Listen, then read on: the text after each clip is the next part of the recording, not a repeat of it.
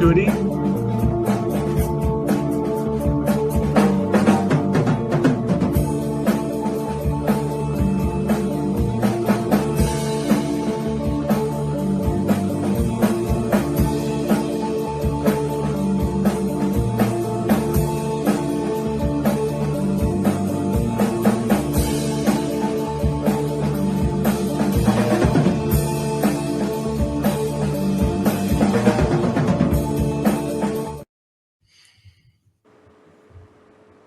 Good evening. Welcome back to Blood, Sweat, and Tears. Mr. Oviedo here with Zach Rom, wide receiver one room, and Brian Bruner, Castle Black. Football is back, gentlemen, even though it's just a Hall of Fame game. It's been decent. It's been, it's about as good as one of those 4 or 5 slate games at week 9, Rams, Cardinals, or whatever. Football's back, I feel. I was in a movie theater. I didn't get to catch the beginning of it, but I flipped on ESPN box score as we were walking out, and I see that this Keandre Lambert-Smith kid got a touchdown, and he was already trending pretty high on Sleeper. So to the moon. Trey Lance with 2 touchdowns. Better scoop him up. All that happy horse shit. I have the game on behind me. I think the Chargers had the ball the entire third quarter. So I think for what that's worth. But yeah, Trey Lance has played almost the whole game. Lambert was trending. He was cheap this morning. He's not going to be cheap anymore. Mm-hmm. I learned yesterday that Lance is on the Chargers. I still thought he was on the Cowboys. So here I am learning new stuff, but happy to see football is back. Even if it's Trey Lance throwing the first touchdown of the season, I'll take it. Yeah. Mike Williams is sitting at home right now and damn it. Those are my touchdowns. So Marion Hampton got 1 or 2 carries, it looks like, at least from the stat line. Trey Harris got a target, but no reception. Will cut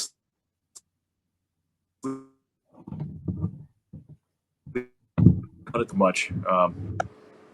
Hampton will still be going plenty high as we get closer to real redraft drafts. Oh yeah, if anyone's overreacting to anything happening in the preseason, take advantage of it. People are trying to sell low because something's happening or anything like that, just jump on it because these big players, this means nothing to them no matter how little they play. Right. And they're not even using any of their real packages or game plans. So even if a guy shines a little bit in the preseason, they're probably not running any of those plays come regular season. So, take it all for what it's worth. I've already seen someone ask, I know it's preseason game 1, but is anyone concerned about the Lions play calling? And it's like, they're not going to be calling an actual game, your first preseason game with your third, 4th stringers. Take a breath. Let's wait till week 1. Touch some grass. Take a deep breath. Yeah. All right, well, tonight we'll be finishing up our preseason dynasty preview. We'll be talking about wide receivers. And one wide receiver today, Terry McLaurin, has kind of demanded his way out of Washington. You'd think he'd be happy that he finally gets a franchise quarterback, but he's ready to put his house on the market and leave. Where do we think McLaurin ends up or should end up? Or is there any chance that he really stays? I think that's still probably the most likely outcome is that he ends up staying. They figure it out. They give him some 2-year deal that's really just like a 1-year deal with a buyout for, premium money. I think that'll probably be how it plays out. Yeah, I agree. Same thing with Stephon Diggs with the Patriots. People are like, why'd you pay him $33 million or something like that? It's like, really, it's a 1-year contract that has a second and third option. I see something like that. I think it's similar to the T. Higgins situations where they're going to figure it out. He's going to stay in Washington. But I think if he does move, I think the 2 places we got to be looking are the Raiders and the Steelers.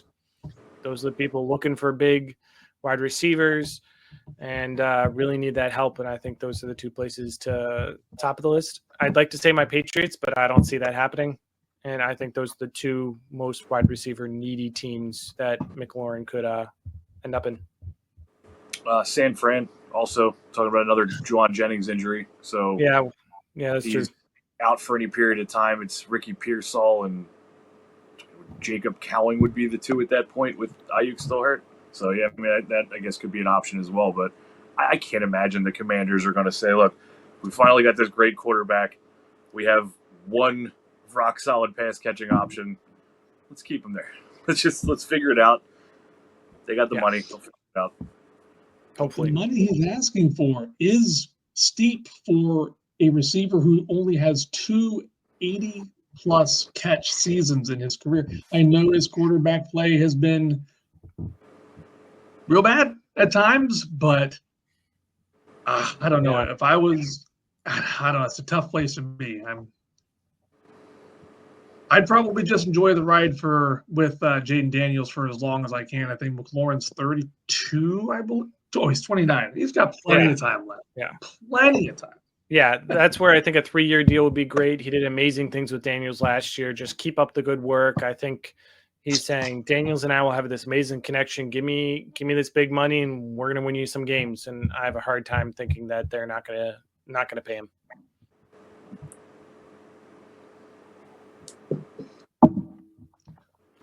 Sweet. Well, time will tell there. We'll move on to this week's underdog highlighted player. We're teamed up again with Underdog this year. Head on over there and put in keyword holics, and we'll match your first deposit up to $1,000. This week's player is Emeka Egbuka, probably the biggest rookie riser so far in training camp.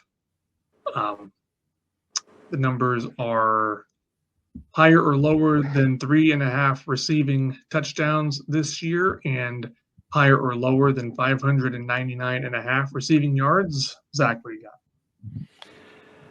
I'm gonna go a little different. I think it ends up higher on the touchdowns, but lower on the yards.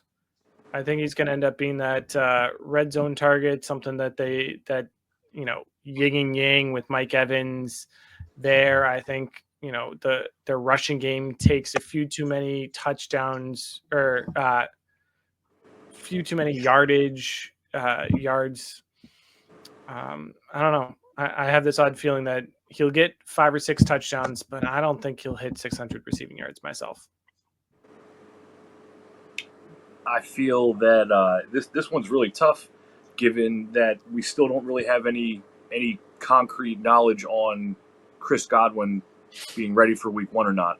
Seems to be very gray. It's something that every source that you look at just kind of talks about it like, well, we're not sure about Godwin, maybe Week 1, maybe not. So if I had to put my own money down right now, I would say he can probably more than likely hit the higher on both of these, given that I do think Godwin probably misses a little time, and Evans, he's up there in age. He could miss a game or two. I think what would have to happen for him not to hit these would be Godwin and Evans are just locked and loaded for Week 1. They're the obvious 1 and 2 on the depth chart, and Egbuka is just sliding in as the third on 3 receiver sets, and those two stay healthy all year. I think that's where you'd end up hitting the lower, but I think the higher is probably a safer bet, just given that those two are bound to miss some time, and he is getting a lot of gas. God, Baker Mayfield was saying something about calling him a stud and just gushing about him. I think it was about a week ago this interview came out, and his stock just went way up. So he's already getting a little bit pricey for my taste, if when you're drafting rookies, things like that, but he's a good player. I liked him. I liked his profile. A lot of people said that he was just the most overall complete receiver in this draft class. Just kind of does everything pretty well. So I think he could hit the higher. And if I had to do it out of my own pocket right now, that's what I'd go with. Yeah, I read ahead, and I'm going to take the over on both. And there's a couple reasons. First of all, I'm surprised at his climb this offseason. They haven't even played a preseason game yet. It still exists. Godwin is on the pup. I don't know if he's officially on the pup. I think he's just missing some training camp. But here's how and why Emeka Egbuka smashes those numbers. And just hear this out. Week 13, Arizona. Week 14, New Orleans. Week 16, at Carolina. Week 17, that just lost Cater Kohu. Week 18, at Carolina. I mean, by then, Evans may have gotten his 1,000 yards, might be resting him.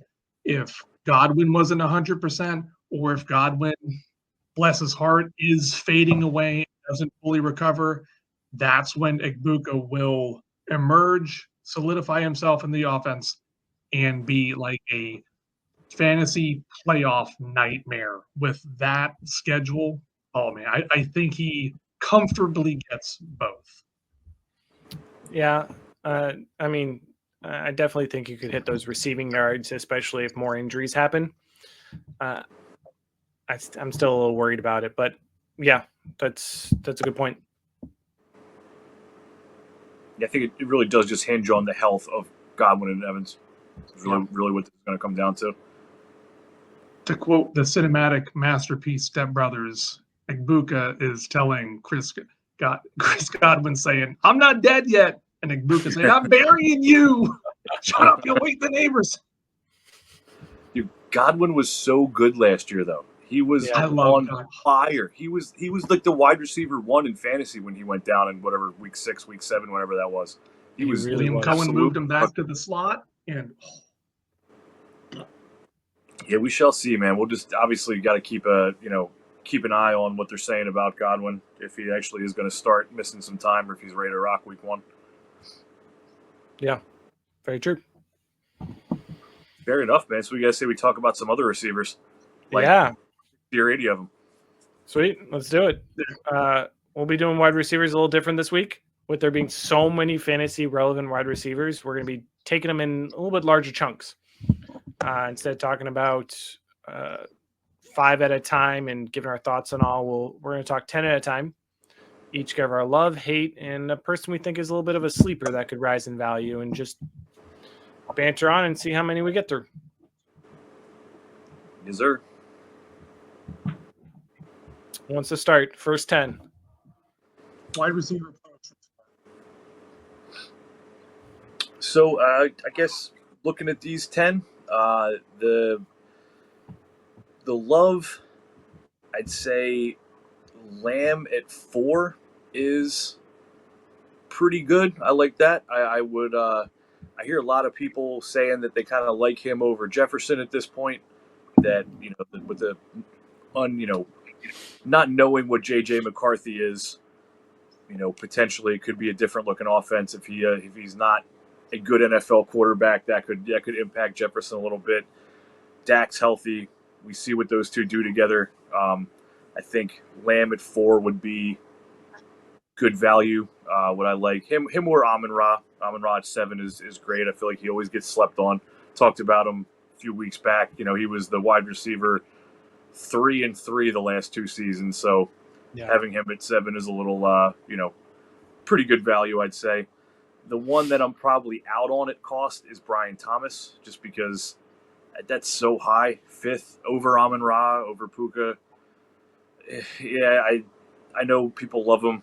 Nobody likes hearing anything bad about Brian Thomas, but he got some competition with Hunter, and he did most of that damage with Mac Jones last year. So I get it; he's very valuable. I'm not saying he shouldn't be in the top 10 or anything, but I think that's a little on the pricey side for me.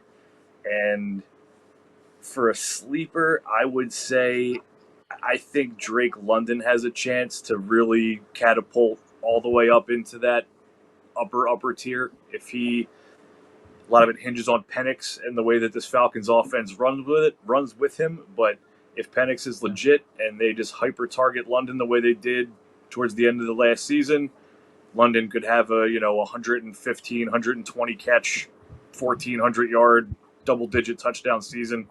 He's a huge dude. He's just that prototypical massive outside receiver. Got it done last year. Great stats. So yeah, I'd say London would be my sleeper on this list here, boys. Yeah, I think it'll be a little similar in this first set of 10.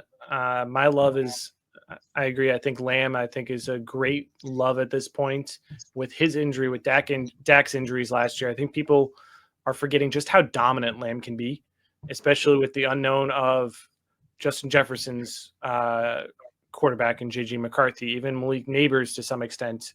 There's a kind of a carousel back there of who's going to start or when Dart is going to take over. That I think I do love where Lamb's at. For me, kind of, it's hard somewhat to hate people in this range. Right. But I think my hate right now would probably be Puka, because I think Devontae Adams, I think people are underestimating how good Devontae Adams still is. Yes, he's old, but he is killing it still. And you can't compare Devontae Adams to Cooper Kupp. Like, when you look at who Puka Nacua has had for target competition, Cooper Kupp is a great wide receiver, don't get me wrong. But Kupp is no Devontae Adams. That, with Stafford potentially dealing with injury issues, Jimmy Garoppolo coming in, I think Adams is going to demand a ton of targets. And a lot of Puka's success was so many targets, so many receptions, that I think Adams is going to cut in, and I think Puka is going to drop. So I love Lamb. I hate Puka. And I think my sleeper is Amon-Ra. I think people are so worried about Ben Johnson leaving. Amon-Ra is not going to be the one to suffer from that. It's going to be your other guys. Jameson Williams, Laporta. Your other guys are going to suffer. Amon-Ra is not going to suffer whatsoever. He's put up 2 wide receiver 3 seasons back to back. He's going to, I think he's the sleeper in this. And I think if he's your wide receiver 7, I'd trade Puka for Amon-Ra instantly. I'm high on Brian Thomas Jr. I trade him for Amon-Ra instantly. So I think Amon-Ra is going to be a little bit of a sleeper and surprise some people, I think, this year. All right, I'll take the low-hanging fruit. You rarely finish back-to-back number at first at your position year over year. Last person to do it, I think, was Antonio Brown 3 years in a row. I can't see Chase finishing at 1. Chase is fresh off a wide receiver 13 finish in 2023 and a wide receiver 12 finish in 2022. If T. Higgins manages to string a whole season together healthy, that should cut into some targets. The running game might be improved now that Zach Moss has been released and is out of the way. Joe Burrow's health and offensive line is always in question. Early last season, I remember watching the Bengals games, and there was pictures of Burrow flinching on the sidelines, barely able to make a fist. Love the talent, but I think it's just one of those at cost. Chase might just be too much. My love's Justin Jefferson, probably my favorite player in the NFL. If the Vikings can make middling nobodies like Joshua Dobbs, Nick Mullins, and Sam Darnold look good, J.G. McCarthy will be fine. And my sleeper's Ladd McConkey. The Chargers are so young and so exciting. There's no more the run game is drastically improved with Amarian Hampton over J.K. Dobbins. I can't even remember who the other wide receiver was alongside McConkey last year. They had, I probably should know, but now with Trey Harris and McConkey there, I think McConkey will have a lot more room to operate. Second year in the offense, I think he could be top 4 or 5 this time next year. Yeah, I do expect a lot of good things out of the Chargers offense. So Ladd's not someone to sleep on here. This is the top 10. There's really not too much bad to say about any of them. I agree with you that Chase, he's the clear one in like single quarterback leagues. He's the clear first pick in startup drafts. But I agree with you. Like, it doesn't get any more pricey than number 1. So if you're telling me I can flip Jamar Chase into CeeDee Lamb at a decent plus, or Jefferson at a decent plus, or Amon-Ra at a decent plus, I think that's where you're making some money on that, on that deal. Yeah, exactly. I agree. Sweet. Fair enough, man. Top 10 is pretty easy to talk about. Yeah. We all want them. They can all hang out on my rosters any day. Yeah. Agreed. Going to 11 and 20, I want to kick it off here. I think this is where I'm gonna dive into some of this is gonna maybe surprise a little people. I'm gonna do my love real quick, and then my sleeper and my hate I'm gonna dive into a little more. But my love right now is Ted McMillan. I think people are sleeping on him a little too much. I think wide receiver 15 is a great spot, but people are drafting Hunter above him. People are taking Rice above him. I know some people have Mbuka and even still Burden above McMillan. I think I really love where McMillan's at right now. I think it's going to be a great target for Young, and I think this is some great value for him. I'm going to do a shout out to Brian. I think my sleeper is Devonta Smith. You're looking at a guy who finished as a wide receiver in the wide receiver 20-ish range this last year, but he only played 13 games. If he played all 17 games, he would have finished as wide receiver 7 or 8 on the season. He's someone that I think people are focusing too much on Saquon Barkley's rushing attack, as well as saying, well, Hurts can't really throw the ball as much. He's not a pure passer. I think people are disregarding that Eagles passing attack just because A.J. Brown and Devonta Smith got injured last year. And if they play a full season, he's one of the best wide receiver 2s in the league. Right behind, as we see the other wide receiver 2 on this list, T. Higgins. I wouldn't put him above Travis Hunter yet, but I think he's a great cost value right now, and I think he has a potential of really kicking it up. Now, my hate in this range right now, I'm going to dive really into it. I think this wide receiver shouldn't be in the top 30, maybe a case for the top 40 right now. I don't think Emeka Mbuka should be anywhere this high.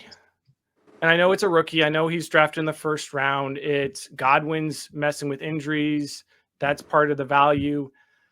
I think people are overdrafting him, seeing everything he did at Ohio State and thinking not just he can recreate it in the NFL, but I also think people think he was better at Ohio State than what he was.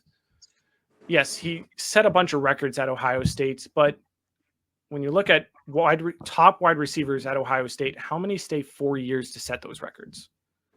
Not many. Not many stay those 4 years. Nevertheless, when you look at his stats, he had a great sophomore season. That's what you're looking for. You're looking for 1,000 yards sophomore season. You're looking for someone to start kicking it up and then really push the limit junior year. Well, Zach, Marvin Harrison Jr. was there. He had a down junior year. He had less than 600 yards. Okay, he was dealing with Marvin Harrison. Well, let's look at his senior year. Well, he played 16 games his senior year versus 13 his sophomore year. So let's do stats on a per game basis.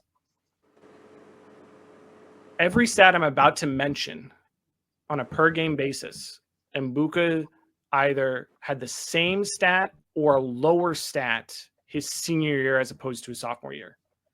Meaning that his senior year, Mbuka had less targets, receptions, yards per receptions, touchdowns, pass snaps, routes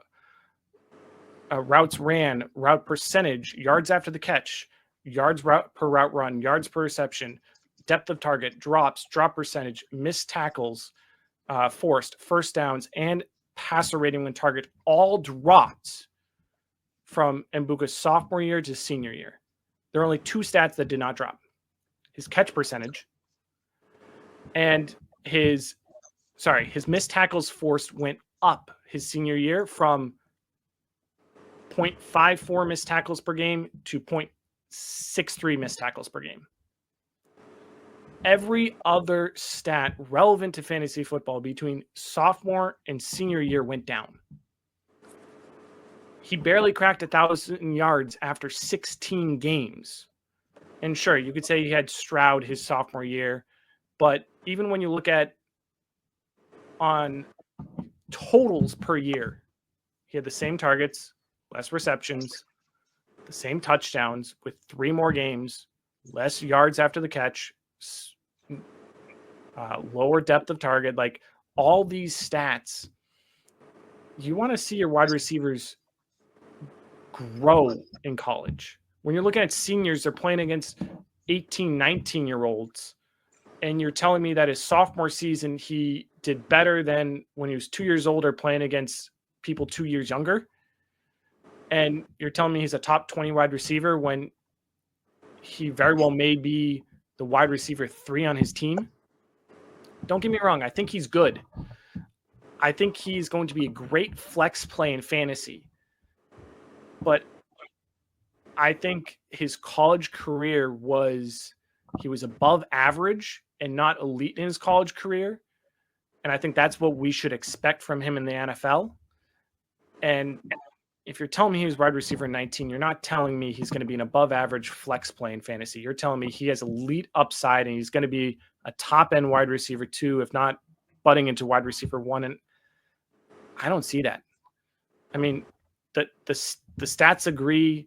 His potential depth chart agrees. I think that this is the one guy I'm diving into deep. I'm not diving this deep into many others, but this is just one player I'm out on, as opposed to the general public in Dynasty, that I'm really worried about his value.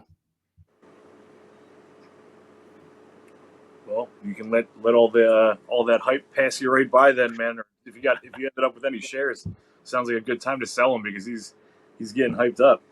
Yeah. So but yeah, man, the numbers don't lie. That was a lot of stats that say he might be not that good. To say they went down is not to say he's not a great wide receiver. It's to say that the elite upside that people are expecting, I don't see. I see Mbuka ending up being a mid-second in value that you can plug and play in your flex. But you're going to be worried, or you're going to be searching for another wide receiver if he's in your wide receiver 2 slot. He's going to be, you want him in your flex to compete, and that's not where his value's at.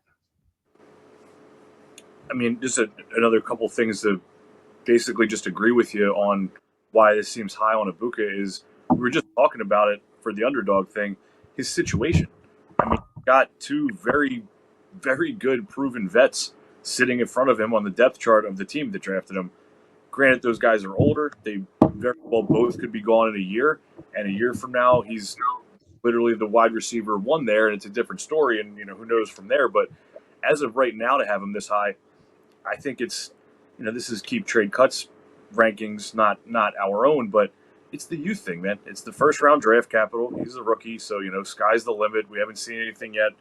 And, that whole freaking Baker interview really just, it really put the rocket ship on his ass. So he's just been, flying up in value. So, but I agree with you. 19 seems nutty. Yeah. I think you also hit it on that. The Baker and the Godwin is, I think people are forgetting when you were drafting him at the 107 to 110, it was with the expectation he'd take a year or 2, but also with the thought that Godwin and Evans are injury prone. And you're taking them at that value knowing that they were injury prone. And then all of a sudden, when Godwin gets injured, Mbuka's value goes up. But his value is already included with the fact that Godwin would be injured.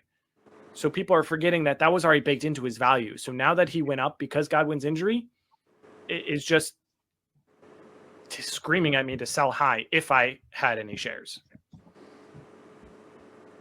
I'm guessing you do. People are also forgetting Jalen McMillan came in and played amazing last year. He still exists. And the 1-2 punch in the future might be Ibuka and McMillan, but McMillan's not going anywhere for a little bit. That crossed my mind. I have a feeling it'll be Ibuka will be the consistent threat, whereas McMillan will become your Gabe Davis of the offense, where he'll get you 0 and then he'll get you 20. And I think it's just that dynamic that if you want 8 to 10, 8 to 12 points, put Ibuka in. But if you're down 15 Monday Night Football and you're picking between him and McMillan, I think at this point you go McMillan with that upside. But yeah, it's very interesting to see. I'm looking on.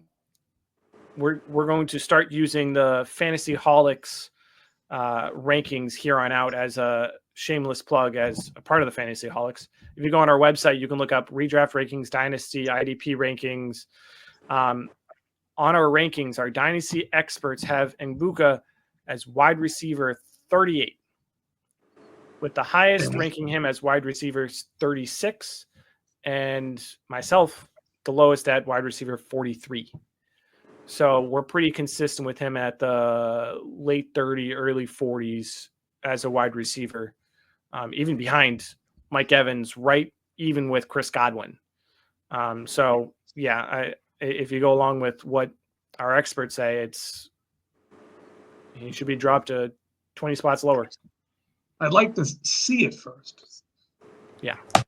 It doesn't seem like Igbuka has the alpha traits. He's 6'1", 205. He took a backseat to a freshman this year. I was going to bring that up too. That's my teeny little bit of college football knowledge is that he took a backseat to a true freshman this year. Granted, Jeremiah Smith looks amazing, like the next Jamar Chase. Yeah. But you want your senior wide receiver to really be kicking it off more than Mbuka did, especially in 16 games. If you can barely crack 1,000 yards in 16 games in college, as someone who's going that high, I have real concerns. But enough about him. You guys go. Yeah, did you get all your three in there? Yep. Love McMillan, hate Mbuka, and my sleeper is Devonta Smith. That's right.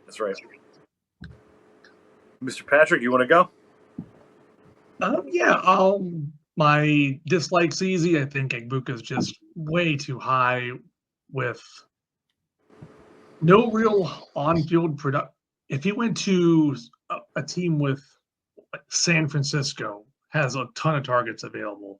If he was just to a tip, even the Patriots have, like a team where he could have walked into day one wide receiver 2. Yeah. I don't know. So I'm still rolling with Marvin Harrison, Colts fan.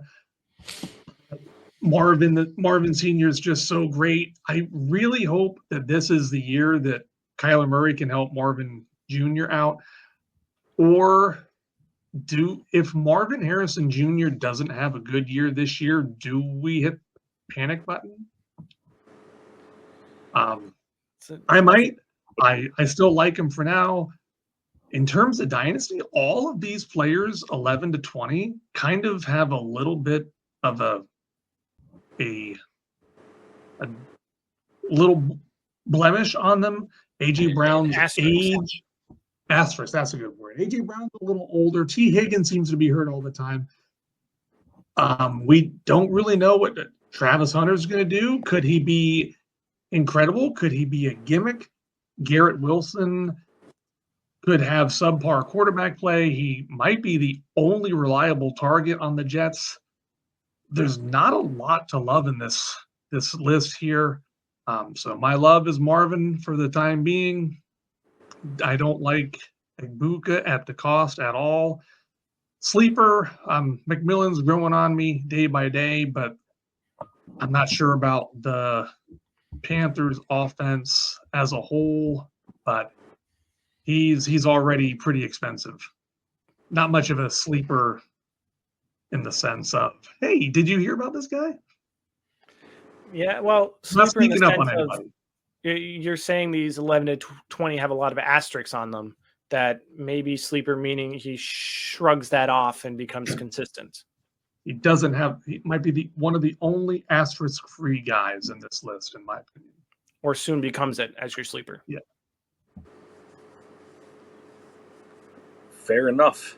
So, looking at this, first thing I have to say is Devonta Smith is just my boy. He's my favorite NFL player on my favorite team. Love the Slim Reaper. Best nickname in the game. Just yeah. Fantastic player. I will say that I do think this is a reasonable ranking for him.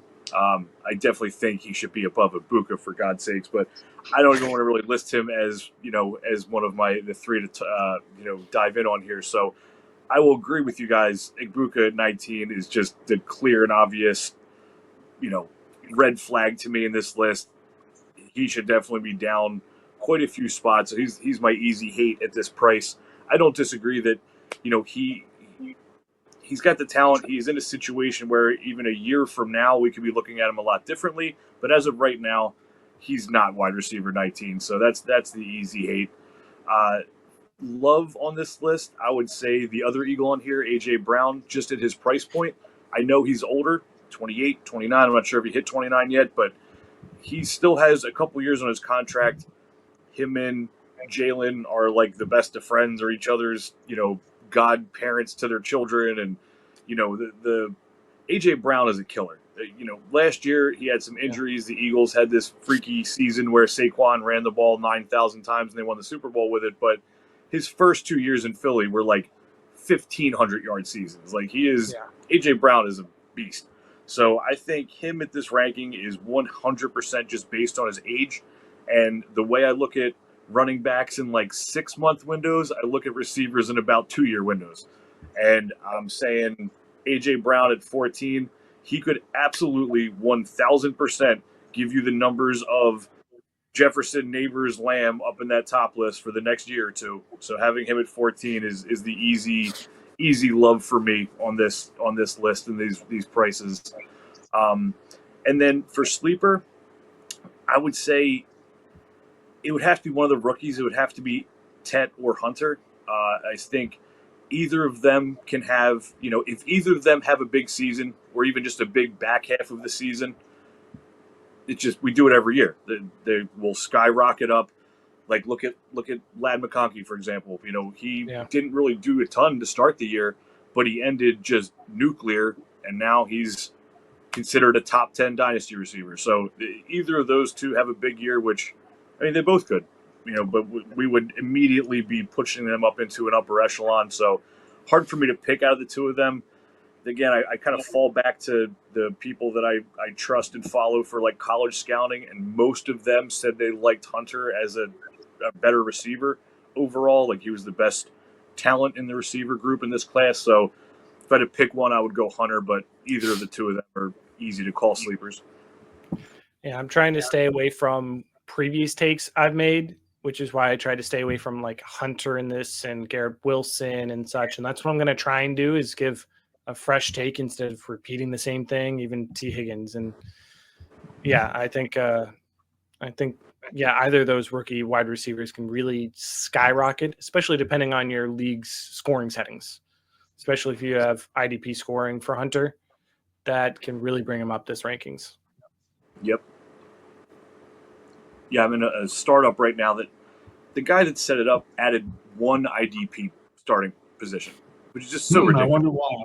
Like just one, yeah, exactly. Well, yeah, for Hunter. The thing is, because the way Sleeper is set up, Hunter will get the IDP stat, so his projections are obnoxious. They're like up there with like some of the quarterbacks for the like overall points on the season projection. So, yeah, it's a thing.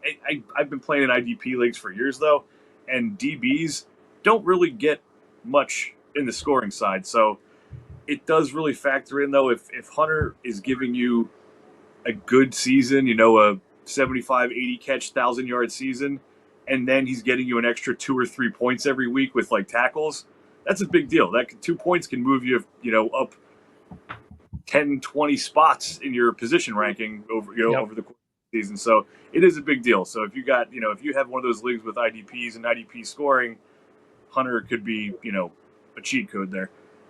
Hunter's got 4 games against Cam Ward and Anthony Richardson, so buckle up, IDP guys. True. Very true. Sweet. All right. Got the next set of 10. Again, diving into these guys with a little more asterisks, a little more unknown, whether they're up and coming or fading off.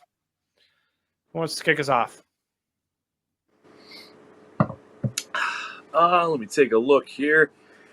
So of these guys, the one I don't like is George Pickens. I've just never liked the dude. He's a head case for starters. Like the dude is clearly, it's just common knowledge that he's just a nut in the locker room and just kind of off the wall. He goes to Dallas, which is with a better quarterback situation. He's going to have Lamb taking the pressure off of him generally, but Pickens is a super like low volume dude. He'll make this one crazy one-handed, sideline catch and get on the highlights with that. But I just have never been a huge fan of his, and having him above, like, I think looking at this list, I would easily take all the 6 players below him over him. Addison, Metcalf, Flowers, Waddle, Moore, McLaurin. Without question, you can have my Pickens for any of those. So I would say he's my dislike on this list.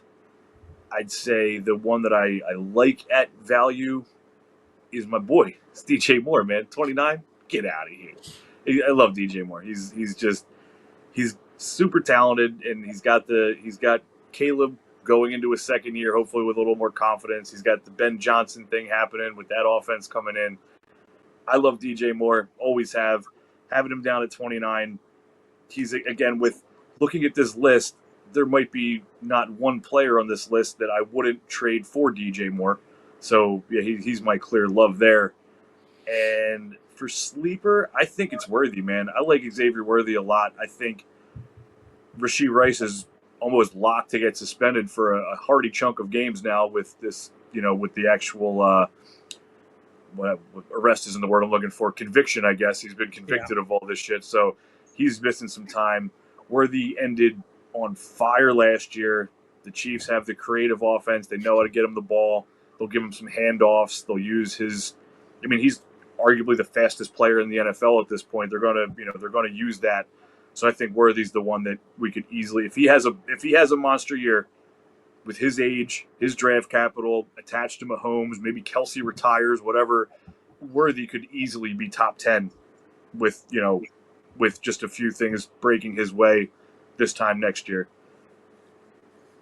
Yeah, I like that Worthy pick. I know, like last year in talking some, I haven't been too high on him. The way I put him is I think he's a Tyreek Hill light.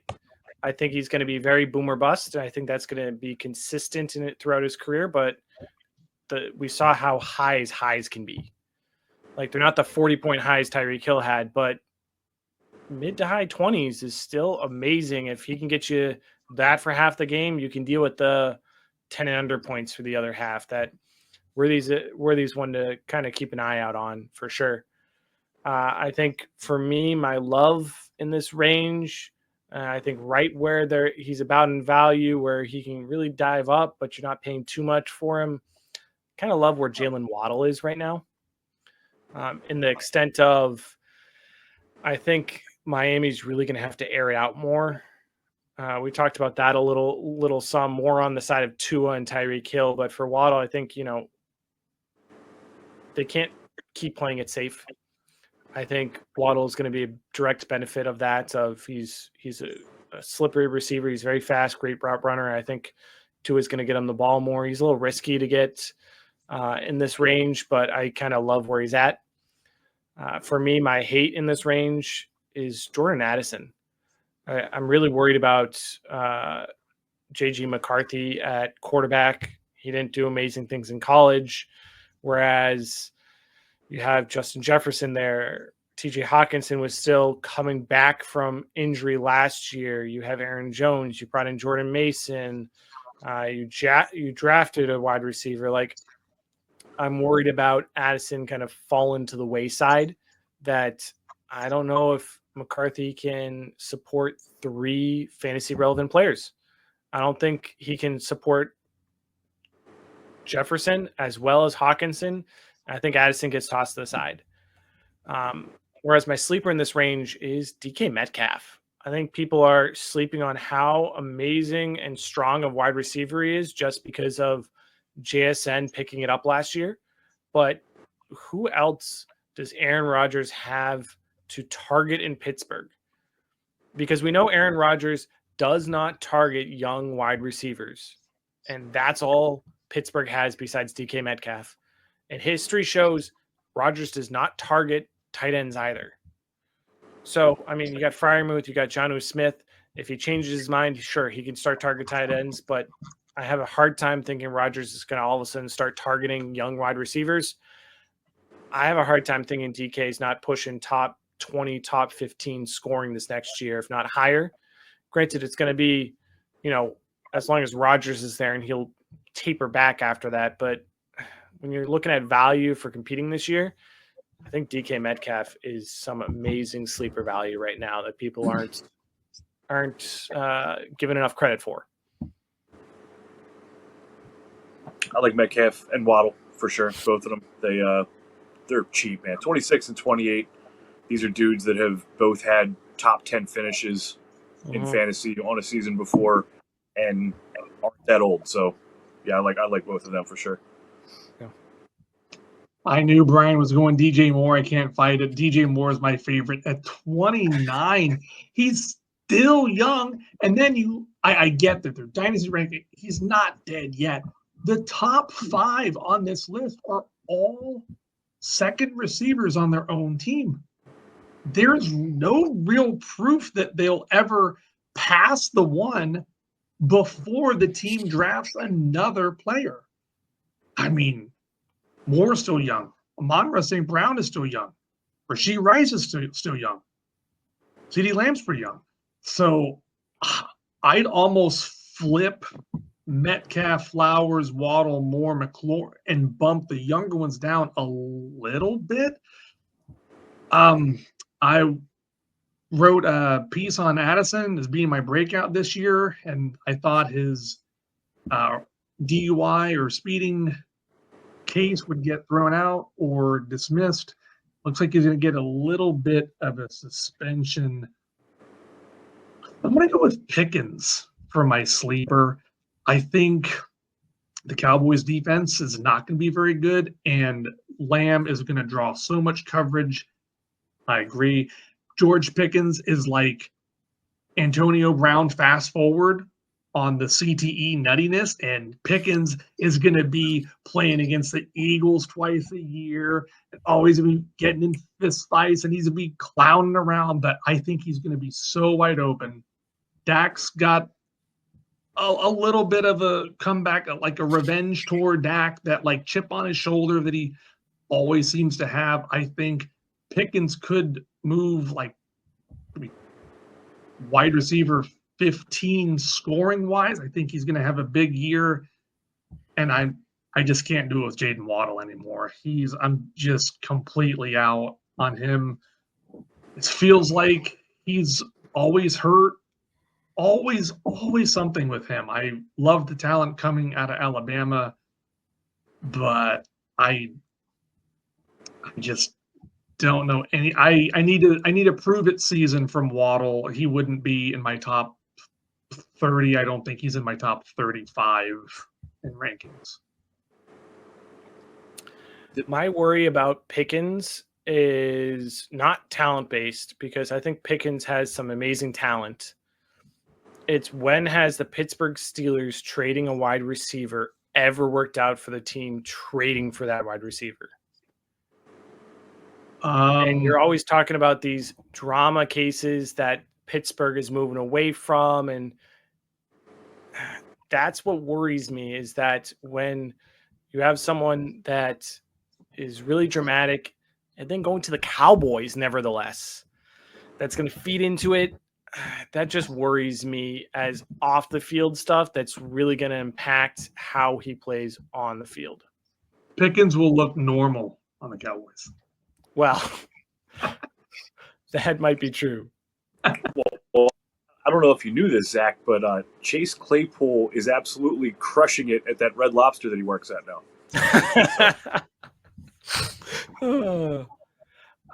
And the one thing I want to point out about Waddle, you say he's always injured. Waddle has missed 6 games in 4 years. I was going to bring that up, that it's not that Waddle misses games, though. He starts, so you put him in your fucking lineup, and then he goes out of games constantly. Waddle's the dude, he hobbles off in the second quarter, and you're like, what happened? And then he comes back in for a play, and then he's gone again. So he's reliable in that capacity. He's going to be starting most games, but him and Higgins both have that same issue. Now, Higgins just misses more games. He'll be injured at least, so you know you're not starting him, but Higgins has made a game too where he's in the lineup, and then he doesn't do shit because he left in the first quarter. So that's like what scares the shit about Waddle and Higgins is that I've had them in many leagues and had them in redraft leagues before, and they just you lock them in your lineup, and then you look at the end of the Sunday and they got 2 points because they played 8 snaps. Yeah, that's true. I'll give you that. But alrighty, man. So on to the 31 to 40.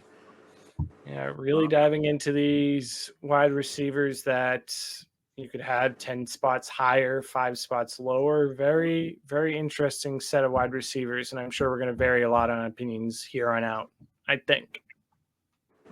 Most likely. Yes, when you guys can go. I think I went first last time. You guys can go ahead of me. Cool. I'll jump in. I would say out of this group, I think my love is probably Courtland Sutton. I think we saw some amazing things from Bo Nix and that he's going to really pick it up and keep going. And in reality, when you look at Sutton, outside of them trading for Engram or Engram coming over, like he really doesn't have target competition. I think he's really going to continue to set the bar. He just got a great contract. I really love Sutton, especially if you're competing to get someone that low. I kind of love him where he's at. I think my hate, I hate to bash rookies, but Luther Burden. I mean, you're looking at someone who's the wide receiver 3 on their offense because Dunze and Moore are above him unless you think Dunze is going to crap out. Then they just drafted Loveland. You got Swift coming out of the backfield. Sure, you got a Ben Johnson offense who had a lot of fantasy relevant players on the lines last year, but I think Burden's going to be a gadget guy, and I don't know how you can have him above players like Tyreek Hill, Mike Evans, Sutton, Jerry Jeudy, who's the wide receiver 1 on his team. Like these guys, this guy who might hit 60 targets just because of how many other players there are on the team that are going to get targets. I don't think Burden can be that high yet. He has a chance. I think he's going to be a good flex play, but you can't have him this high this early when you have, what is he, the 4th receiving target, unless they design plays for him.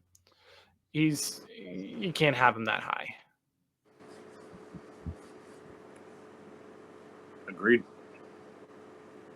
Again, hate to rookie bash, but we can't be stuck on youth is everything. Yeah, I think it's, again, with keep trade cut, again, this is the only reason he's there is that he is young. He's a 2nd round drafted rookie. I hate his situation though. Messy as hell. Yes. Even if the Ben Johnson offense really starts flowing there, he's at best the 4th target on the team. So yeah, I'm with you on that one. Feels like the Egbuka situation, but a little worse because a lot worse. He really only has Mike Evans maybe in the way. Burton's got some young studs that he has to hope that demand a trade out of Chicago or just but Burton really steps up and takes a share of the targets. Yeah, and the guys in front of him don't have injury concerns like Evans and Godwin.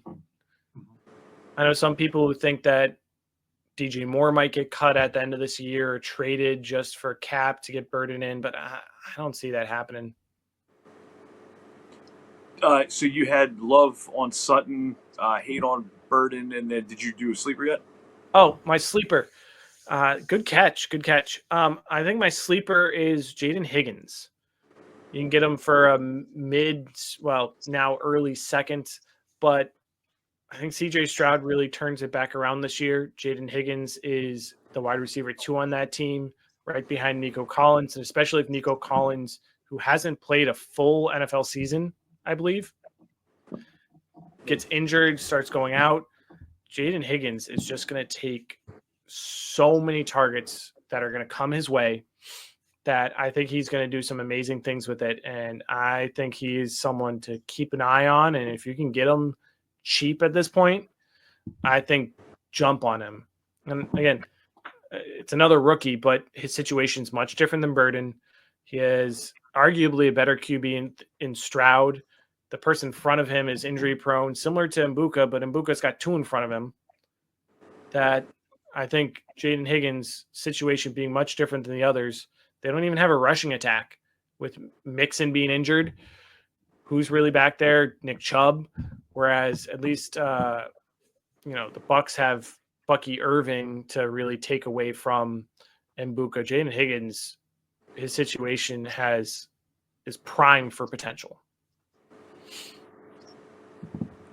I'm with you. I would easily just mirror your three people that you brought up, but for diversity's sake, I will give some other ones. But yeah, just to kind of second what you said there, Burton that's out of control having him this high. There's plenty of people even on the next list of 10 that I'd want over Burton at this point. Yep. Not saying that he can't be good, but it's all hype and hope at this point. So no way I want him at 34. Cortland Sutton also just got like a $93 million multi-year extension from the Broncos. So, I mean, that's a huge factor in Sutton's favor, for his overall dynasty value and stuff. So love Sutton. But I will say my love here for very similar to all the points that I made about A.J. Brown with, looking at a year or two window is Tyreek Hill. Tyreek Hill at wide receiver 37. This dude, if he has another season with 100 catches and 1,700 yards and finishes as a top 5 wide receiver this year, no one on earth is going to be shocked or surprised. Everybody's just going to go, oh, yeah, shit. Tyreek Hill was hurt last year. He's like the fastest dude on earth. He's amazing at playing wide receiver, and Tua stayed healthy or whatever the case. So Tyreek Hill's an easy love for me on this list. He's a guy that I've found in some leagues where I have faded wide receiver and have just drafted a bunch of running backs because it was like a points per carry league, or the Warp said that running back and quarterback was way more valuable. I get Tyreek Hill on every one of those teams as my wide receiver one. I had a league where I took my two quarterbacks and like 5 running backs first. So I didn't start taking my receiver room until, round 8. And I got Tyreek Hill in round 8. And, so yes, he's older. Yes, he's risky. The Tua thing adds risk to it. But at the end of the day, for what Tyreek Hill costs right now, dude, that's a smash buy for me at that price. The one that I would say I'm disliking outside of Burden would be, I don't really hate any of these guys, but Josh Downs seems a little high just given their quarterback scenario. You're looking at Anthony Richardson or Daniel Jones, and they might be the 2 worst passing quarterbacks that'll start in the NFL this year. So, not that 35 is crazy high, but Josh Downs at 35, that's something I won't have him anywhere at that price, that period. So he would be my dislike.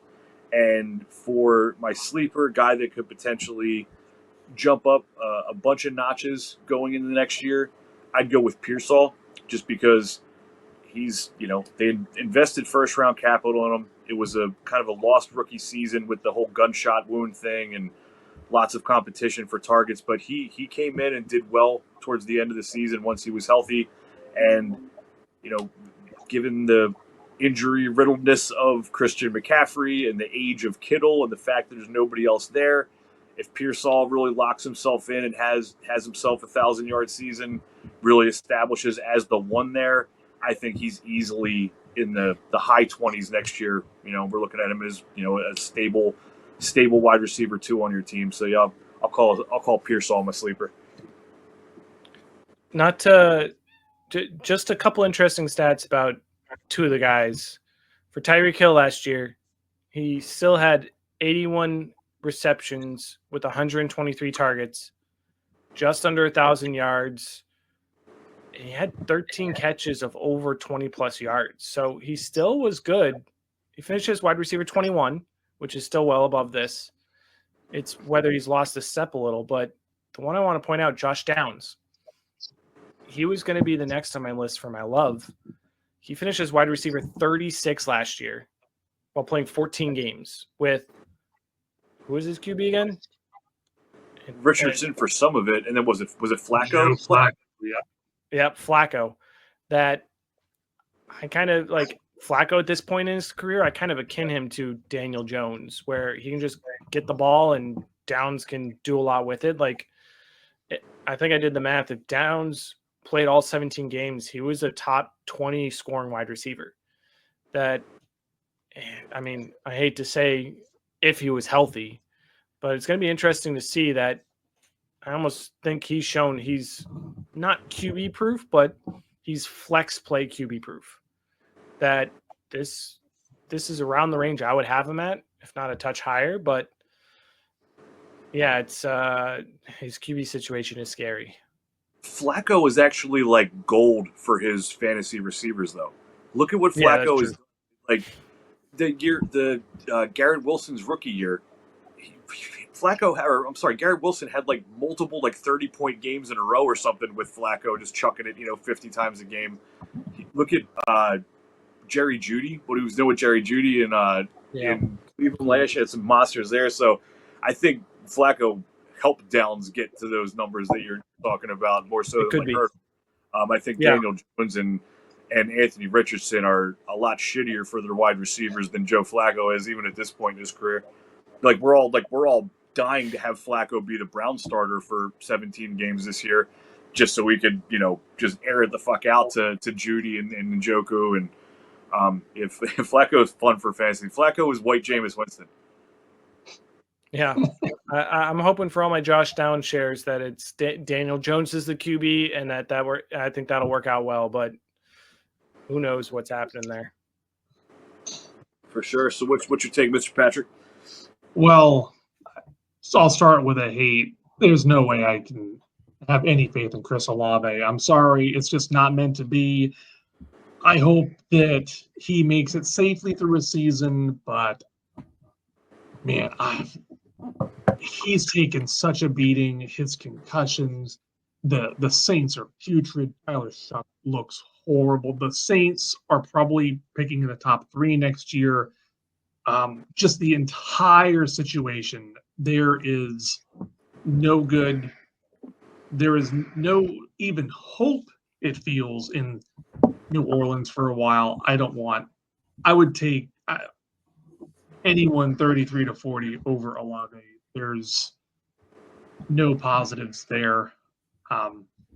My sleeper or love could be any of the Pearsall Downs Higgins group. I guess my favorite would be Downs. Sleeper would be Pearsall. Pearsall hasn't really proven anything outside of his hot finish last year. Like Brian said, they have almost no other healthy receiver. Even Pearsall himself was on PUP to start the week. Downs is, like Brian said, or Brian or Zach said, almost quarterback proof. It looks like Michael Pittman's kind of falling apart. He had the back injury last year. Pittman has seemed to be quarterback proof. And Alex Pierce is just the home run threat. And if it's Anthony Richardson chucking it at the ceiling, one of those will connect every now and then. But Jones was piecing together a pretty good start to last year, building a rapport with Malik Neighbors. I looked it up. I think he had 5 top 12 finishes at QB when he was on the Giants, and he was running pretty well. Jones has always been mobile until he gets near the end zone at the link. I'm looking for a nice rebound season. What? Butt fumble or the trip at link? What was a more horrific East Rutherford story? But butt fumble was hilarious, but like you almost have to like watch the replay to see what happened and like zoom in. Otherwise, it just looks like a bang bang. He fell down and oh shit, he actually ran into his ass. But the Daniel Jones thing, I mean, that's a quarterback with nobody on him, just running to daylight, running into glory, and just the turf monster gets it. I'll never forget. I was watching that game in the living room, my old house with my wife, and I was like, holy shit, That's going to live forever. Yep. So I'm the biggest Anthony Richardson doubter in the world, but I'm going to be positive. He's looked good in July training camp. He can't be worse. He cannot be worse. So Downs will rise a little bit. He'll pass a lobby this season. Pittman might be phased out in Indy. I'm hoping for the best. Higgins looks good, but I think Higgins has a couple red flags. Stroud regressed last year. Their offensive line sucks. Their opposing defenses are going to look at Nick Chubb and say, "Yeah, sure, Nick Chubb. Yeah, you can run all over. You can get your 30 yards on me. We're going to shut down Collins, Higgins." There's a lot of receivers in the Texans receiving core. It's going to be tough sledding for Higgins at least this year, and if so, he might be a great buy low. People might be frustrated with him. Yeah. Yeah, that'll be interesting to see with Houston.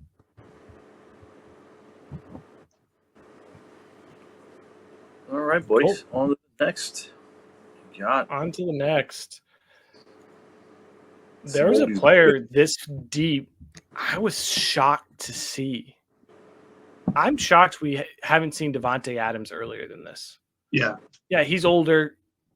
People hate old wide receivers. You look at players like Adam Thielen and others where the cliff just hits them mid-season. They just can't recover from games. But Davante Adams still has it. If you're competing, again, point of dynasty is to win, not to have the most youthful team. It's to win. And if you can get Davante Adams as the wide receiver 41 on a team to compete, that's gold. That's because he has that Taco Bell in his house. I do think it. Yeah. You think he'd be fatter than he actually is. He's pretty slender for having a Taco Bell in his house. I mean, he's had to move so much. He went from the Raiders to the Jets, now back out to LA. Like, yeah, he's I think people are thinking Puka is going to take most of the targets and Adams will get the scraps. And I think Adams is too dominant of a wide receiver to let that happen. I think they brought him in to be a 1A, 1B with Puka, not Davante Adams to be the pure wide receiver 2. So I think I love Adams here. Personally, I think there's one hate I have in this range. I guess kind of 2, but the main one I'll talk about is I think Keon Coleman. I think what we saw last year, like the Bills had no one at wide receiver last year. No one. That's another team for Terry McLaurin to go to is the Bills because they still have no one. And yet Keon Coleman couldn't get anything going. Sure, there were some injuries in there, but I mean, come on. You got Josh Allen and you're the wide receiver 2 on the team, I guess. And you can't get anything going. Like, I'm out on Coleman. I have been out on Coleman. I'm out on Coleman. I think I maybe have one share because I got him real cheap, but I'm tossing him to the wayside. If you don't know me, if you haven't heard my takes, this is going to sound shocking. If you know me, know my takes, you're going to go, again, Trey Harris is my sleeper. He's my sleeper here. I expect big things out of the Chargers offense. I mean, they couldn't stay on the field last year. I think there were 20, the bottom 5, bottom 10 in offensive snaps last year. I think they fixed that, getting Omarion Hampton, getting Trey Harris on the field. I expect big things from that offense, especially Justin Herbert. I think Trey Harris is going to be a great wide receiver 2 behind Ladd McConkey. I mean, if you look on the Fantasyholics website, I have him ranked as my wide receiver 27. And the next closest is wide receiver 47 by Mr. Patrick over here. That I think he did amazing things with the ball last year. Like in college, like he had huge yards per receptions, yards per route run. Like if they he doesn't need high volume. Just get him the ball and he is going to be electric. I've already dubbed Lad McConkey and Trey Harris, Thunder and Lightning. I think they're going to do amazing things together there. And if you can get Trey Harris as wide receiver 43 as a buy low, I have 6-7 shares of him in my dynasty leagues, and I'm trying to get him in my others.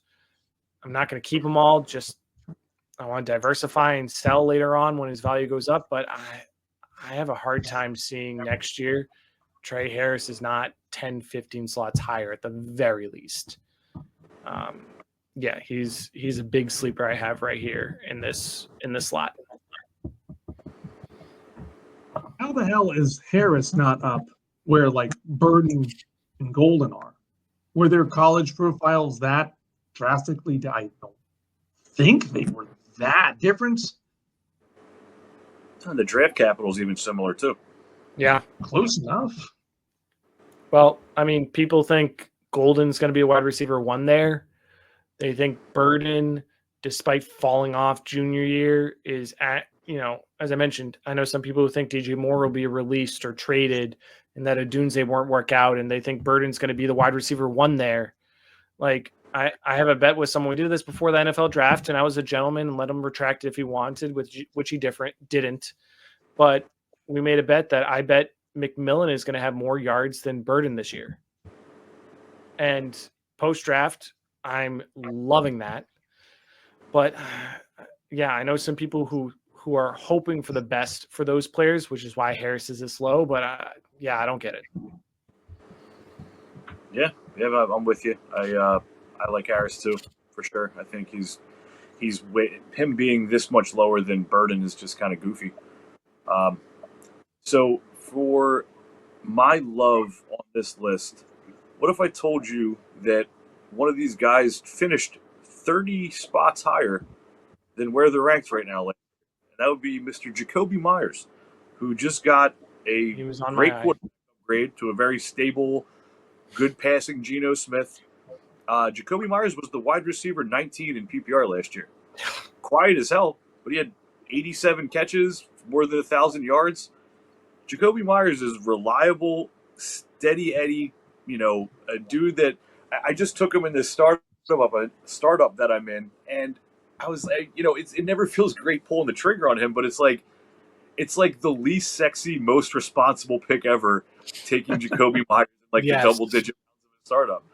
He's literally the wide receiver 19 last year. Bowers, is going to command a lot of attention. Jack Besh is on the next group of players we're going to talk about, but I don't think Besh is anything super special or that's going to, take Myers off the field or anything like that. So, yeah, he's at price 49. Jesus, man. Jacoby's a guy that I need to try to get some more shares of at that price. Not sexy, but he gets the job done, and he's easy, just a comfort zone to throw into that, third wide receiver slot or flex slot. And he's the dude that's never dealt with injuries or any off the field shit. Jacoby Myers is just a rock solid NFL wide receiver. So that would be my love here. The one that I'm just, I think, totally out on at this point, not that anybody on this list is expensive, but it'd be Michael Pittman, just for kind of the same reasons that I'm not really feeling Downs. Pittman is older than Downs. He's dealing with more injuries. I think they just said a new groin issue popped up with him today or yesterday. So, I'm not sure if he's even healthy and going to be playing week 1, but the Daniel Jones, Anthony Richardson thing, even with those quarterbacks in there last year and Flacco in there, who's chucking it all over the place, Pittman didn't really do anything. He was hurt a good bit, I guess, but on this list, Pittman's the dude that I just probably wouldn't want anything to do with. I agree with you. Coleman should have shown us more last year with the lack of targets. So he would be, I guess I'd agree with you that Coleman's kind of my guy that I'm totally out on there. And then it's weird to call him a sleeper, but I think Godwin is the one that, if he is healthy and he's got this vibe with Baker Mayfield, he was literally the wide receiver 1 in fantasy before he got hurt last year. So yeah, Godwin comes back in this year and just links back up with Baker, and they're just cooking, and Godwin has a top 10 wide receiver year next year. I think it's safe to say he's going to be above wide receiver 46. But, obviously that all depends on health and him not losing a step and all. But we're definitely at the point where we've got warts on everybody here. We're in the 40s. Yep. All right. Well, brief note on Jacoby Myers. If you can be a Raider and behave, keep your nose clean, and not get arrested in Vegas on the Raiders, you're doing something very well. My True. hate is Jaden Reed. Like, what is going on there? Like, the Packers have to know something that we don't. He has just fallen off a cliff. His targets, he just wasn't even getting looked at late last year. Now the Packers spent a first-round pick on Matthew Golden. It seems like Reed is just less and less involved in the game plan each and every week. There's no way I'm taking Reed over Harris. Reed would be in the 50s for me.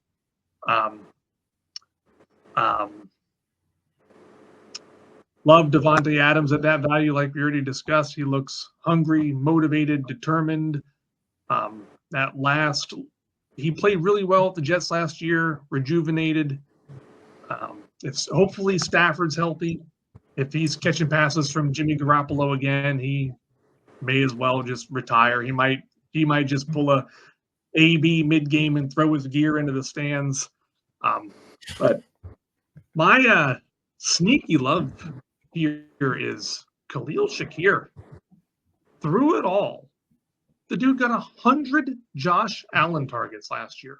100. The next closest was Dalton Kincaid with 75. The Bills drafted Dalton Kincaid, kind of used him.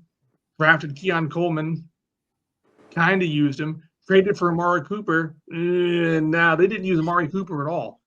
Khalil Shakir, just meat and potatoes, is getting it done and appears to be Josh Allen's favorite target, at least he was last year. And at that low, he's only 25. That's a hell of a deal. On all those teams I was talking about where I waited on receiver until round 8 and got Tyreek Hill as my wide receiver 1, I think every one of those teams also has Khalil Shakir wide receiver 2 or 3 because he's got the trust of Josh Allen. They didn't bring anything in to really. They brought in Josh Palmer, but they didn't really bring anything that's going to shake that up unless they just start like hyper targeting Coleman for some reason this year. It's probably going to be Khalil Shakir as the Bills' top receiving option again. So I am with you there. Oh, yeah, I like Shakir. Not a fan of Coleman.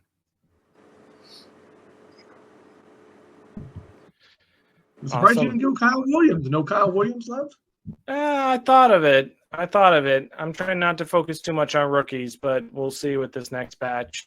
I think the final batch of 10 we're going to talk about tonight is our 51 to 60 range here. Just to say something nice on Kyle Williams is he would be the guy I'd say as a riser for next year if I didn't think Godwin could do it. If Williams shows much of anything this year, he'll be higher than wide receiver 50 on this list a year from now, no doubt about it. Yeah, got to pour one out for Patriots legend Javon Baker. Really, really hoped he panned out, but maybe he'll find life under Vrabel. Maybe Baker's good. He's a UCF legend, but probably just a special teamer in the NFL. Yeah, hard to tell. So this last batch of 10, I think my love, I'm going to go to my Patriots. I think my love is Stephon Diggs. It's hard to find a team's wide receiver 1 this far down the list. Someone who's coming off injury, he's older, but I have a hard time thinking he's not going to be the number 1 person targeted by Drake May. That he's going to be this guy this rookie or second-year QB, this young QB that's still up and coming. He's going to look to Diggs so often, so much.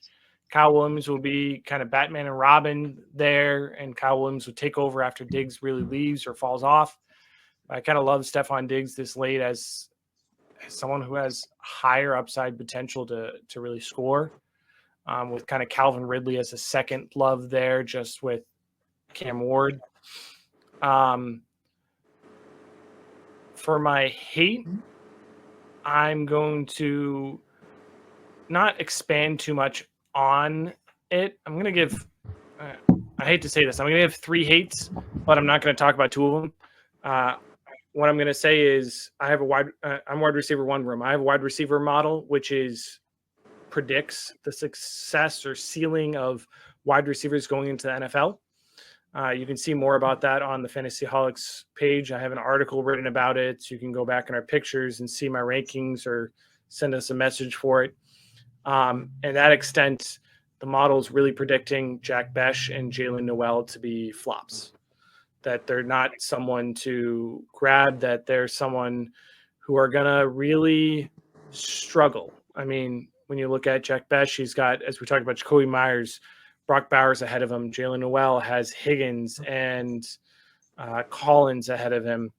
Not just that, but what the model calls or predicts, the stats that are necessary to really dive into a successful NFL wide receiver, those guys didn't have in college. So look into my model for that or message us more for those details.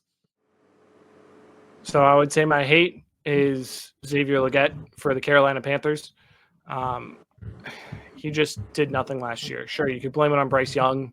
He really started picking up towards the end of the season, but when you have McMillan coming in, you have a lot of target competition coming in, and even to some extent, Legette didn't have much target competition last year, similar to Keon Coleman, and yet he did absolutely nothing with it. That he was a guy that peaked around wide receiver 40, maybe a little above 40 on Keep Trade Cut. That he's someone that if you can get anything for him at this point, go ahead and get him. And then I would say my sleeper is Darnell Mooney. He quietly put up a mid-30s finish in half PPR last year. We got Penix coming in with looking better than how Cousins was. I think Mooney is someone to keep an eye on for, again, a flex play that you can get this cheap this late. Go ahead and get yourself some Mooney. He played great under Penix. I think the whole team was just, oh, thank God Kirko Chains is gone. Yeah. Yeah, Mooney's done it. Mooney's had pop weeks. He's had almost positive he had a 1,000-yard season at some point. I don't think he did last year maybe, but he's 90% sure that he's had a 1,000-yard season under his belt. He had one with the Bears. There you go. For sure. So what do you want to go next there, Patrick? What do you got on our final 10 here? Yeah, I'll make it as tidy as possible. My sleeper is Jalen McMillan. I think, like we've talked, it's been like the Bucs show. I think one day in the near future, it's McMillan and Agbuka, 1A, 1B, or 1-2 in Tampa. McMillan just stepped right into that role. Looked great in Godwin's absence. I think he did enough to earn a role going forward. And with Evans and Godwin's age, 54 is way too low for McMillan. I would take McMillan as high as 44 over Ayuk, over Coleman. McMillan's already proved. McMillan's already played better than Coleman. Yeah. My dislike is Beck. Like we've already mentioned, he's had very limited college production. A lot of players ahead of him. This list is like the wide receiver 3 on your own team or age. But my love, Calvin Ridley. He's 30 years old, but he's only played 4 full seasons. He's missed 2 with injury, 2021 and 2019. He's missed time. 4 full seasons at age 30. And he gets Cam Ward, who looks very, very sharp and polished. And a stat that I had to refresh my page a couple times to believe, to make sure I had it right. Air yards per air yards last season, Calvin Ridley had 1,883 air yards last year with meme lord Will Levis and Mason Rudolph. Wow. Number 2 was Cortland Sutton at 1,787. Fifth place was Terry McLaurin at 1,561. Calvin Ridley, in a lost year, had 330 more air yards than fifth place. At 51st, Calvin Ridley still has 2 to 3 decent years left. And in Dynasty, that's the 51st wide receiver is free. No one wants that old man. Yeah. Yeah. This is one spot where I'm not going to diversify. Calvin Ridley is my clear and obvious love on this list. I have tons of shares of him.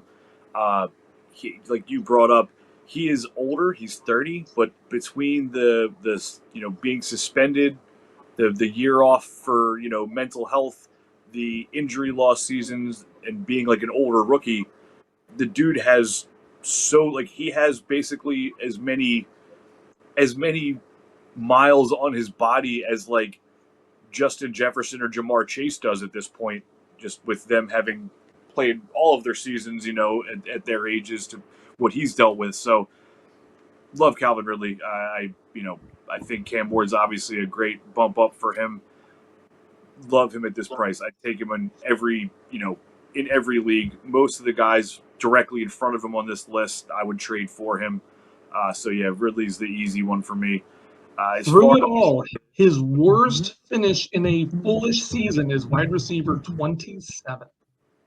Yeah, he's proven it. He has that one fantastic season under his belt with Atlanta. I think it was 2020 or 2021. Had wide he was receiver 4. top 4 or 5 receiver or something on that year. Even he went nuclear. So Ridley's got that in him. Lack of targets too. I mean, Chigakonkwo is his main threat to take targets away, and I do love Chig. I think because of that, with those two being really the only pass catchers there, I love both of them for numerous reasons. But that just the fact that they're going to be the alphas in that receiving offense. But looking at the list, I do agree with you, Zach. Diggs is great for this price. Diggs was cooking last year before he got hurt. He was doing great for the Texans. He was. I had him in a couple different lineup leagues that I was putting him in happily every week in my flex or my last receiver spot. So I think all reports are he's healthy. He's out there running full speed in practice. So I don't think there's any reason to believe Diggs won't be out there for week 1. But I still need a hate and a sleeper here. Hate for me. Probably Besh. Just like I said, I don't think much of the dude. His just overall skill set and the fact that he's buried on his own team, he's one that I would probably fade out of the rest of the guys on this list. I do agree. Leggett is doesn't look like he's much of anything for Carolina, but he's wide receiver 59, so it's hard to say you hate somebody priced at wide receiver 59. Like I'm sure there's some guys below him that I'd take over him, but. Marvin Mims. Is Marvin Mims anything but like a best ball dart? Does anyone ever want to put Marvin Mims in their starting lineup before a game starts? I sure as fuck don't. Only if you were playing some boom games. Yeah, he had that 2 touchdown monster game last year. Came out of nowhere. But yeah, in lineup leagues, Marvin Mims is cool. I'm not saying he should be cut or anything, but I can't imagine a scenario where on a competitive team I'm putting Marvin Mims into a starting lineup position and going, yeah, all right, we're set now, boys. We got Mims in there. Yeah. True. Awesome. Well, just want to say shout out to our graphics team. They're doing amazing stuff putting all this together. I want to apologize. I'm the one who put this together, so I'm the one who put Leggett as a Colt and not a Panther on this. So my apologies, but really hope that you're loving all these graphics that our amazing graphics team are putting together. Yes. Even more stuff's coming. Yeah, before the season starts. revamped rankings page. Oh, it's going to be chef's kiss. Amazing stuff. Well, we got it in just a hair over an hour and a half, which is pretty impressive. I thought we might be rambling a lot longer than that on the receivers, but not too bad. Not too bad at all. I didn't hate anybody enough to have a tangent, so. Sorry, I took that one this week. Sounds great. All right, boys. Well, another one in the books. We'll get to some different content other than rankings and positions and stuff in the upcoming weeks. But we got live football, man. We'll actually have some real preseason games to see some data on and things like that. And obviously, once we're actually in these dog days of summer and camp and pads and everything, we'll unfortunately probably have some injuries pop up here and there that shift rankings around a lot, and we'll start seeing rookies and different moves on the depth chart. I heard on CBS Pod this morning, they were talking about a beat writer for the Commanders is saying don't sleep on Jakrowski, Tart Merritt, whatever his name is. They said he's running with the ones a little bit and looking better than Robinson and Eckler. So, stuff like that pops up every year. So you got to keep an ear to the ground this time of year. Listen to dudes like us that pay lots of attention to this shit. Listen to your favorite pods and, make moves, man. Keep them Sleeper and ESPN and Yahoo apps open and stay on your grind. Have fun with it. Absolutely. That's what it's all about, man. It's fun. It's a hobby. If it wasn't fun, I wouldn't spend so much of my day dealing with this and thinking about this. From now until February. Football on weekly. Yep. Look forward to it. Best time of the year. Agreed. Hell yeah, boys.